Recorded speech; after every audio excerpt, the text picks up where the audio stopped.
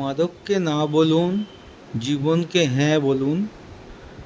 মাদকমুক্ত দেশ গড়ার লক্ষ্যে বারুইপুর জেলা পুলিশ ও জেলা আবগারি দপ্তরের পক্ষ থেকে বারুইপুর রবীন্দ্র ভবনে এক শ্রুতি নাটকের আয়োজন করা হয়েছিল। এটা একটু সবাই মন দিয়ে শোনো, এটা শ্রুতি নাটক একটি। আর ওরা সবাই নতুন, কেউ পারদর্শী নয়, তাই ভুল ত্রুটি হলে একটু ক্ষমা করে দেবেন। দ্বিতীয়ত হচ্ছে স্যার, আমাদের ডেপুটি এক্সাইজ কালেক্টর স্যার আমাদেরকে খুব ভালো ইনফরমেশন দিয়েছে। আমরা সবাই সেই ইনফরমেশন অনেক কিছু জানতে পারলাম। অনেকে জানা ছিল বা হয়তো মনে পড়ছিল না, মনে পড়লো অনেকে জানা ছিল না। তো সেই স্যারের যে ইনফরমেশনগুলো স্যার আমাদের সঙ্গে শেয়ার করলেন, সেই ইনফরমেশনগুলোর সাথে রেখেই আমরা একটু গল্প বানিয়ে নিয়েছি। তো সেই গল্পগুলোই একটু আমরা এখন আলোচনা করব, সেটা একটু মন দিয়ে সবাইকে শুনতে হবে। আজকে আমাদের এই শ্রুতি নাটকটির নাম হলো আমার মুক্তি আলোয় আলোয়। এখানে কিছু কাল্পনিক চরিত্র রয়েছে, যেখানে কিছু নেশার কবলে পড়ে কোনো একটি ছেলের জীবনটা কোথায় চলে গেছিল, সে কোথায় যেতে পারতো, আবার কোথায় ফিরে আসবে, সেই নিয়েই আমাদের ছোট্ট নিবেদন। আজকে আমাদের অনুষ্ঠান আমার মুক্তি আলোয় আলোয়। প্রথম দৃশ্য, সানশাইন রিহাব সেন্টারে প্রার্থনা গৃহে উপস্থিত সদস্যদের কণ্ঠে ধ্বনিত হচ্ছে প্রার্থনা সঙ্গীত। সকলের মধ্যমণি এই সংস্থার কর্ণধার ডক্টর সুশোভন মুখার্জি এবং তার সহকারী হিসেবে এই সানশাইন রিহাব সেন্টারের সাথে যুক্ত রয়েছেন কলকাতার বিশিষ্ট কিছু কার্ডিওলজিস্ট, নিউরোলজিস্ট এবং সাইকিয়াট্রিস্টের। এই আকাশে আমার মুক্তি আলোয় আলোয়, এই আকাশে আমার মুক্তি আলোয় আলোয়, আমার মুক্তি ধুলায় ধুলায় ঘাসে ঘাসে, এই আকাশে আমার মুক্তি আলোয় আলোয়। রঘুর প্রবেশ, সঙ্গে সাংবাদিক একেন বাবু। ডক্টর সুশোভন মুখার্জিকে উদ্দেশ্য করে তার অ্যাসিস্ট্যান্ট রঘু বলেন, স্যার, জাগরণ পত্রিকার সাংবাদিক মিস্টার একেন বাবু এসেছেন আপনার ইন্টারভিউর জন্য। উনি এক সপ্তাহ আগে আপনার অ্যাপয়েন্টমেন্ট নিয়েছেন। আশা করি আপনার মনে আছে স্যার। বিলক্ষণ, আপনি ওনাকে এখানে নিয়ে আসুন। ঠিক আছে স্যার। খানিক বাদেই রঘুর সঙ্গে 28-30 বছর বয়সী সুদর্শন এবং বুদ্ধিদীপ্ত চেহারার এক যুবকের প্রবেশ। Good morning sir. Very good morning young man. Sunshine Rehab সেন্টারে আপনাকে স্বাগত জানাই। আপনি এত দূর থেকে এসেছেন, পথে কোনো অসুবিধা হয়নি তো? ও ভালো কথা। রঘু, ওনার জন্য একটু জলের ব্যবস্থা করো। ওকে স্যার, আমি এক্ষুনি করছি। এই বলে রঘুর প্রস্থান। স্যার প্লিজ আমাকে নিয়ে এত ব্যস্ত হবেন না। আপনি আপনার মূল্যবান সময় এই অধমকে দিয়েছেন, তার জন্য আমি চিরকাল কৃতজ্ঞ থাকব। আপনার দেওয়া এই ইন্টারভিউ আমাকে প্রফেশনাল লাইফে বিশাল সুযোগ এনে দেবে। কেন কি আপনার মূল্যবান মতামত চিত্রনাট্যের মাধ্যমে যদি ডকুমেন্টারি সিনেমা তৈরি করতে পারি, তাহলে জনসচেতনতা বৃদ্ধি করতে পারবো, সেটা আমি নিশ্চিত। তো বলুন, কি জানতে চান? স্যার, প্রথম প্রশ্ন, কলকাতার মতো জায়গা ছেড়ে আপনি দক্ষিণ 24 পরগনায় বারুইপুর এলাকায় রিহাব সেন্টার তৈরি করলেন কেন? এই প্রশ্নটা করেনি এরকম মানুষ অন্তত একজনকেও খুঁজে পায়নি। আমার উত্তর একটাই, প্রকৃতি কেবল আমাদের ধারক কিংবা বালক নয়, আমাদের যে কোনো ভুলকে সংশোধন করার ক্ষমতা রাখে এই প্রকৃতি। আর সেই সঙ্গে পারিপার্শ্বিক মানুষজনদের সহযোগিতা হয়। এই বারুইপুর একটা বিদ্যালয় আছে, যেখানকার প্রধান শিক্ষক ও তার সহযোগী শিক্ষকদ্বয় এবং প্রাক্তন ছাত্রদের ও বর্তমান ছাত্রদের মধ্যে থেকে আমি প্রচুর উৎসাহ পেয়েছিলাম বলে আমার মনে হয়েছিল এর থেকে ভালো জায়গা আর হতে পারে না। বুঝলেন তো একেন বাবু, প্রকৃতি আর মানুষের সহযোগিতাই আমার শক্তির উৎস। স্যার, আপনার বিবরণটা আমার কাছে পরিষ্কার হলো না, যদি আরেকটু ডিটেলসে বলেন। দেখুন একেন বাবু, আমি একবারও বলছি না যে কংক্রিটের শহরেই মানুষ কেবল মাদকাসক্ত হয়ে অন্ধকার জগতে হারিয়ে যায়। গ্রামের মানুষও কিন্তু গাঁজা, আফিম, চরস, হাসিস, কোকোপাতা, blotter paper, LSD, Phensedyl, pethidine, morphine, brown sugar, synthetic capsule, ইনজেকশনের মাধ্যমে ড্রাগ নিয়ে নেশাগ্রস্ত হয়ে পড়ে। কিন্তু তারা নিঃশেষ হয় ধীর গতিতে। শহরের নেশায় হারিয়ে যাওয়াটা বড্ড সহজ, মনোবল ভেঙে যায় তাড়াতাড়ি। গ্রামের মানুষদের সংগ্রামী জীবনযাত্রা বেঁচে থাকার জন্য প্রত্যহ লড়াইটাই মানুষকে সহজে হারিয়ে যেতে দেয় না। আচ্ছা স্যার, আপনার এখানে প্রত্যেক পেশেন্টে কি কলকাতা বা শহরতলি থেকে এসেছেন? সবাই না হলেও বেশিরভাগ, তবে যে যেখান থেকে আসুক না কেন, তরুণ প্রাণগুলো যখন ড্রাগসের নেশায় আচ্ছন্ন অবস্থায় এখানে আসে, সেটা সহ্য করাটা বড়ই কঠিন। নানা ধরনের ডিপ্রেশন থেকে তারা ড্রাগসের মধ্যে নিজেকে ভিড়িয়ে দিচ্ছে। হাতে চায়ের ট্রে নিয়ে তিস্যর প্রবেশ, বয়স 19 বছর, তরতাজা হাসি খুশি একটা তরুণ। স্যার আসতে পারি? আরে এসো যে, এসো এসো। এ কি তোমার হাতে চায়ের ট্রে? রঘুদাই নিয়ে আসছিলেন, আমি আসছি বলে ওনার থেকে চেয়ে নিলাম। একে বাবু, এই ছেলেটাকে দেখুন, ঠিক 6 মাস আগে ওর একটা পাখির পালক সোজা করে ধরে রাখার ক্ষমতা ছিল না। ওকে এখন দেখে আপনার কেমন লাগছে? ভালো, বলা চলে বেশ ভালোই লাগছে তো। একটা চনমনে তরতাজা ঝরঝরে ছেলে। তাই? এক মিনিট, এই ফাইলের ফ্রন্ট পেজে একটা ছবি আছে, ভালো করে দেখুন তো, চিনতে পারেন কিনা। আচ্ছা দেখি। সরি স্যার, আমি চিনি না এনাকে, তবে এই রিহাব সেন্টারের কোনো পেশেন্ট এইটুকু বুঝেছি। এই আমি, আর কেউ না, স্বয়ং আমি, মাইসেলফ তিস্য চ্যাটার্জি। তিস্য, ইনি হলেন জাগরণ পত্রিকার সাংবাদিক মিস্টার একেন্দ্র সেন। আমার প্রথমেই পরিচয় করে দেওয়া উচিত ছিল, সরি। কি বলছো কি? সরি আপনাকে, আমি তোমাকে তুমি বললাম। তুমি তো আমার থেকে বয়সে অনেকটাই ছোট। ইটস ওকে স্যার, প্লিজ আপনি আমাকে তুমি করে বলুন, আমার ভালো লাগবে। না মানে এই ছবি তোমার, এর সাথে তোমার কোনো মিল নেই। এখানে দেখে তো মনে হচ্ছে তোমার বয়স অ্যাবাউট 40, কিন্তু তুমি তো বাচ্চা ছেলে।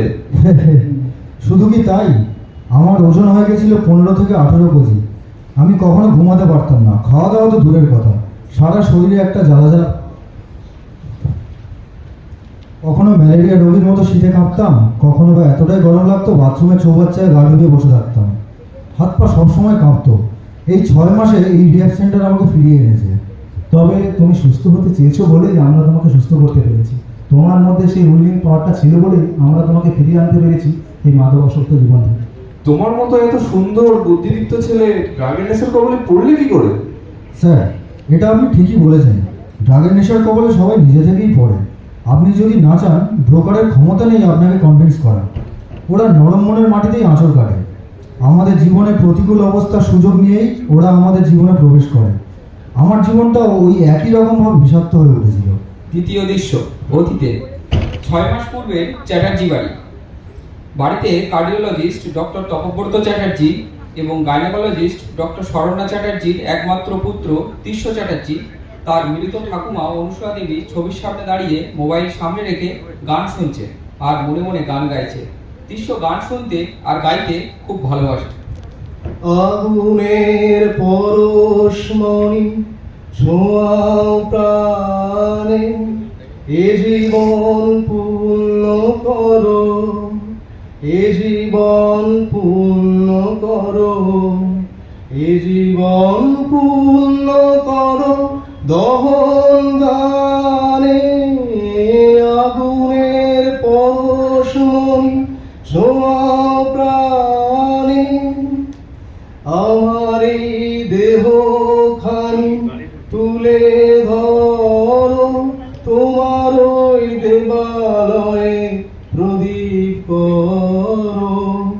নিশিদিন আলোক শিখা জ্বলুক গানে, আগুনের পরশমণি ছোঁয়াও প্রাণে। সেই মুহূর্তে তিস্যর মা শরণ্যার প্রবেশ। কি ব্যাপার তিস্য, তুমি এইভাবে দাঁড়িয়ে দাঁড়িয়ে মোবাইলে গান শুনছো? আজ তোমার কোচিং ছিল না? হ্যাঁ ছিল, কিন্তু তোমরা হয়তো ভুলে গেছো যে আজকে ঠাকুমার মৃত্যুদিন। তিস্য, গ্রো আপ তিস্য। 2 বছর হলো তোমার ঠাম্মা চলে গেছে, আর তুমি এখন ক্লাস কামাই করে সময় নষ্ট করে মোবাইলে গান শুনে সেলিব্রেট করছো। মোবাইলকে পড়াশোনার কাজে ব্যবহার করো। এইভাবে মোবাইল নিয়ে অকারণে রিল দেখে, ছবি দেখে, গান শুনে সময় নষ্ট করো না বলছি। মা, তোমার মনে হলো আমি সেলিব্রেট করছি? ঠাম্মা আমাকে নিজের গলায় কত গান শুনিয়েছিল। আজকে ঠাম্মার কথা খুব মনে পড়ছিল তাই। মা, ঠাম্মা আমাকে বলতো আমার গলাতেও সুর আছে, আর ঠাম্মার সাথে গলা মেলাতেও আমার ভালো লাগতো। আর আমিও চাই এই গানেই কনসেন্ট্রেট করবো। Are you crazy? তুমি জয়েন্ট এন্ট্রান্সের প্রিপারেশন ছাড়া গান কে বেরাবে?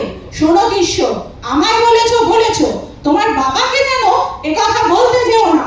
শুনলে কিন্তু দক্ষ যোগ্য বাড়বে। তোমার মাথায় এরকম উদ্ভট চিন্তা বাসা বাঁধলো কি করে? লাস্ট ইয়ারে তুমি জয়েন্টে বসলে, র্যাঙ্কিংটাও ভালো হয়নি। ইটস তৎক্ষণাৎ তিস্যর ফোনটা বেজে ওঠে। তিস্য ফোনটা ধরতে গেলে শরণ্যা ফোনটা কেড়ে নেয়। হ্যালো হ্যালো, কে? চন্দ্রজ, কেমন আছো? ভালো আছি, তুমি কেমন আছো? আমি আমি আর কি করে ভালো থাকবো? তিস্য কি আমায় ভালো থাকতে দেয়? হঠাৎ করে ওর মনে হচ্ছে ও গান গাইবে। কিশোর কুমার হওয়ার ভূত মাথায় চেপেছে আবার। প্লিজ তুমি একটু বোঝাও। তিস্যর মা ফোনটা নিয়ে তিস্যকে দিয়ে দেয়। হ্যালো তিস্য, কি ব্যাপার, কি হলো? রেনেসা তোমাকে ফোন পাচ্ছিল না বলে আমাকে বললো, বাপি তুমি তিস্যকে একটা ফোন করো তো। আমি এসব কি শুনছি? আবার তোমার মাথায় গানের ভূত চাপলো? কলেজ প্রোগ্রামে গিটার নিয়ে চিৎকার করে গান করে নাম কিনছো বলে সিঙ্গার ভাবতে শুরু করেছো নিজেকে? তোমাদের আমাদের দুজনের ফ্যামিলিতে সবাই ডাক্তার, ইভেন রেনেসাও ডাক্তার হওয়ার স্বপ্ন দেখে। আর তুমি সেম প্রফেশনে থাকলে বিয়ের পর নিজেদের জীবন গুছিয়ে নিতে সুবিধা হয়। কিন্তু আমি তো তা চাই না। রেনেসাকে বলে দিও আঙ্কেল, রাখছি আমি। তিস্য, তিস্য, হ্যালো, শুনতে পাচ্ছ তিস্য? তিস্য ফোনটা কেটে বাড়ির বাইরে বেরোতে গেলে তিস্যর বাবা তপব্রত চ্যাটার্জি তাকে ডাকে। দাঁড়াও, কোথায় যাচ্ছ? বাইরে। বাইরে মানে? যখন যেখানে খুশি বেরোবে, যখন খুশি আসবে, এটা কি হোটেল? তোমার মা আমাকে সব বলেছে। আমার বাড়িতে থেকে তোমার এই খামখেয়ালি পোনা চলবে না, এটা কান খুলে শুনে রাখো। তিস্য কোনো উত্তর না দিয়ে বাড়ি থেকে বেরিয়ে যায়। মাই আমার ছেলেটাকে আদর দিয়ে দিয়ে বিগড়ে দিয়েছে। শরণ্যা ঠিকই বলে। তৃতীয় দৃশ্য, পার্কের বেঞ্চে তিস্য চুপ করে বসে আছে। বন্ধু জুয়েলের প্রবেশ। হাই ব্রো, কি ব্যাপার বস? মুখটা বাংলার পাঁচ কেন? কিছুই না, এমনি। এমনি? তা তো লাগছে না গুরু। তোমার মতো সোনার চামচ চোষা ছেলে এরকম বাফলুর মুরগির মতো ঝুমাচ্ছে, এ তো সুবিধার কথা না। নাকি দুঃখ বিলাসী হয়ে উঠলে? সত্যি করে বলতো, আমি গানটা কেমন গাই? কতবার বলবো বস? একদম এক ঘর। আমরা তো সবাই বলি, ওই ছুরি কাঁচি ইঞ্জেকশনের জিন থেকে এই মোহাম্মদ রফি কি করে বেরোলো? আর যদি গানটা নিয়ে জীবনে কিছু করতে চাই, কর, আলবাত কর। তোর লাইফ, তোর চয়েস, তোর সিদ্ধান্ত। অবশ্য তোর ডাক্তার বাবা মা কিছুতেই মেনে নেবেন না। সেটাই তো ব্যাপার। এমনকি রেনেসাও আমাকে সাপোর্ট করে না। কে কে সাপোর্ট করে না? ও, তোর ওই test tube girlfriend. Test tube girlfriend মানে? তুই তো আর ভালোবেসে গার্লফ্রেন্ড বানাসনি। তোর প্রেমটাও তো তোর বাবা মা তাদের কলিগের মেয়ের সাথে করিয়ে রেখেছে, তাই ওটা তোর টেস্ট টিউব গার্লফ্রেন্ড। ভালো বললে। শোনো বস, অনেক হলো। 18 বছর অবধি তুই মাতৃ যশোরে থেকেছিস, এবার ভূমিষ্ঠ হ। তোর জীবন তুই নিজে তৈরি কর, খালি একটু হিম্মত লাগবে। আর সেই হিম্মত আমি তোকে দেবো। চল চল আমার সাথে। তোর সাথে যাবো? কোথায়? কেন? এত প্রশ্ন করিস না বস, খালি চল, ভয় নেই। আমার কথা শুনলে তোর ভালোই হবে। চতুর্থ দৃশ্য, दुनिया ने हमको दिया क्या, दुनिया से हमने लिया क्या, हम सब की परवाह करे क्यों, सबने हमारा किया क्या। তিস্যকে নিয়ে জুয়েল হাজির হলো এক আলো আধারী জগতে। সেখানে তাদেরই বয়সী কিছু ছেলে মেয়ে বিচ্ছিন্নভাবে বসে ঝিমোচ্ছে, কিন্তু প্রত্যেকের মুখে পরিতৃপ্তির হাসি। সবাই যেন বাস্তবকে কাটিয়ে স্বপ্নের মায়াজালে জড়িয়ে আছে। दम मारा दम, मिट जाए गम, बोलो सुबह शाम, हरे कृष्णा हरे राम, हरे कृष्णा हरे राम। জুয়েল, এ তুই আমার কোথায় আনলি? Cool boss, cool. 1 minute.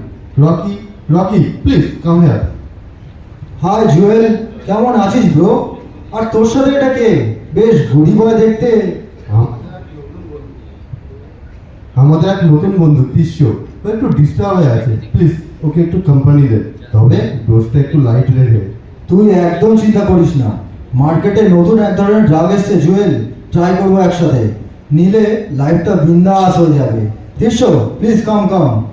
Rocky, তিস্য কিন্তু খুব ভালো সিঙ্গার, তবে ওর ডাক্তার প্যারেন্টস চায় না যে ও গান নিয়ে থাকুক। ও, আর তাই তিস্য এতটা ডিপ্রেসড। আরে ডিপ্রেশনকে মন থেকে আউট করে দেওয়া তো আমার বাঁ হাতের খেলা। এমন বল তোমার কোর্টে দেবো, তুমি ডিপ্রেশনকে বাউন্ডারির বাইরে বার করে দেবে। ডোন্ট ওয়ারি তিস্য, এ নাও এক টান দাও, একদম রিল্যাক্স লাগবে। আরে এটা তো সিগারেট, সরি আমি স্মোক করি না। ওকে ওকে, সরি সরি, তাহলে আমার সাথে এসো। রকি তিস্যকে একটি টেবিলের সামনে নিয়ে যায়। সেখানে ছোট্ট কাগজের উপরে কিছু সাদা পাউডারের মতো জিনিস রাখা। দৃশ্য, এক কাজ করো, জোরে ব্রিথ করে এটা স্মেল নাও, নিজের মধ্যে রাখো, দিয়ে আবার ছাড়ো, দেখবে রিল্যাক্স লাগতে শুরু করবে। অবশ্য 1 টান 2 টান 3 টান দাও, দেখবে নিজের মধ্যে একটা হ্যাপি ফিল হবে। 4 টানেতে শূন্যে উঠে যাবে, 5 টানেতে আকাশে ভেসে থাকতে পারবে। উফ, সে কি ফিলিংস!